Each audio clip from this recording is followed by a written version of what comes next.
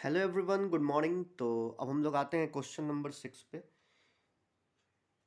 ये कैलकुलस का series lecture चल रहा है।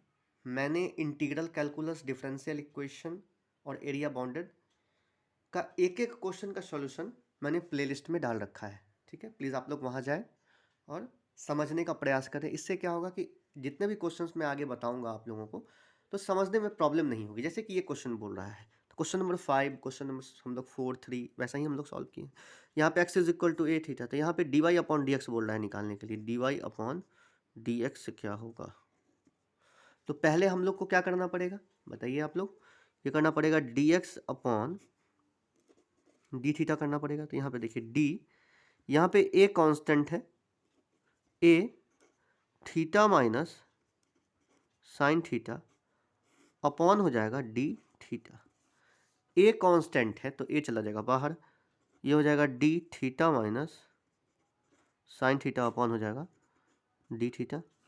अब देखिए ए कांस्टेंट था तो ए हो जाएगा, और यहाँ पे D theta upon d theta, ये हो जाएगा 1। ठीक है, और साइन थीटा क्या होता है? कॉस थीटा, तो ये हो जाएगा minus cos theta. D x upon d theta जो आ गया वो आ गया मेरे पास क्या? ए 1 minus cos theta. Equation number 1 कर देते हैं। ठीक है, और वाई क्या दिया हुआ है? ए, इसको मैंने कुछ नहीं किया, बस अलग अलग सेपरेट करके डिफरेंशिएट कर दिया और कुछ नहीं है। मैं अलग अलग भी कर सकता था, D theta upon d theta कर सकता था, D sign theta upon d theta करके भी कर सकता था। तो यहाँ पे सिंपल देखिए, D theta upon d theta 1 होगा और D sign theta upon d theta cos theta होगा। समझने वाली कुछ बात नहीं है। ठीक है, वाई इज इक्वल टू है D A 1 plus cos theta upon हो जाएगा डी थीटा, क्योंकि ये भी y जो है वो हमारा थीटा का फंक्शन है। किसका फंक्शन है? थीटा का फंक्शन है। ठीक है, तो यहाँ पे देखिए a constant D 1 plus cos theta upon हो जाएगा डी थीटा। ठीक है, अब देखिए यहाँ पे इस केस में हमारे पास जो a है वो तो कांस्टेंट है ही, और 1 भी हमारा कांस्टेंट है, 1 है हमारा कांस्टेंट। तो इसका हो जाएगा 0, तो ये हो जाएगा सिंपल, कॉस थीटा का सिंपल निकलेगा केवल। तो ये क्या हो जाएगा हमारे पास? कॉस थीटा का सिंपल अगर हम निकालते हैं तो मेरे पास जो आएगा वो आएगा आपको minus sine theta, minus sine theta. ये हो जाएगा minus a sine theta d y upon d theta. Equation 1 और 2। अब मुझे निकालना क्या है? D y upon d x निकालना है।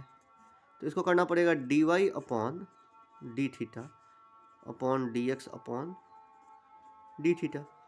अब देखिए d x upon d theta था मेरे पास, ए 1 माइनस कॉस थीटा था, और यहाँ पे d y upon d theta था माइनस ए साइन थीटा। इसको दोनों को अगर भाग करते हैं, सब्ट्रैक्ट करते हैं, ठीक है, तो मेरे पास क्या आएगा? सो देखिए यहाँ पे लिखते हैं minus a sine theta upon A 1 minus cos theta. A cancel. यहाँ पे साइन 2 थीटा क्या होता था? 2 sine theta into cos theta होता था, लेकिन यहाँ पे साइन थीटा क्या हो जाएगा? ये हो जाएगा आपको minus 2 sine theta by 2 into cos theta by 2। ऐसा इसलिए हुआ है कि यहाँ पे साइन 2 थीटा नहीं है, साइन थीटा है केवल। और 1 माइनस कॉस थीटा क्या होता है? 1 माइनस कॉस थीटा जो हो जाएगा वो हो जाएगा 2 साइन स्क्वायर थीटा अपॉन 2। ठीक है, तो यहाँ से आपको 2 और 2 कैंसिल हो जाएगा, 2 और 2 कैंसिल, 2 कैंसिल हो जाएगा, और माइनस साइन तो था ही। तो यहाँ देखिए साइन थीटा और साइन स्क्वायर थीटा, तो यहाँ पे कितना हो जाएगा? ये हो जाएगा साइन थीटा बाई 2 बचेगा। अब यहाँ पे कॉस थीटा और साइन थीटा, तो क्या हो जाएगा? यहाँ पे हो जाएगा कॉट थीटा बाई 2 माइनस का। फाइनली हमारे पास d y upon d x जो आया वो आपको माइनस कॉट थीटा अपॉन 2।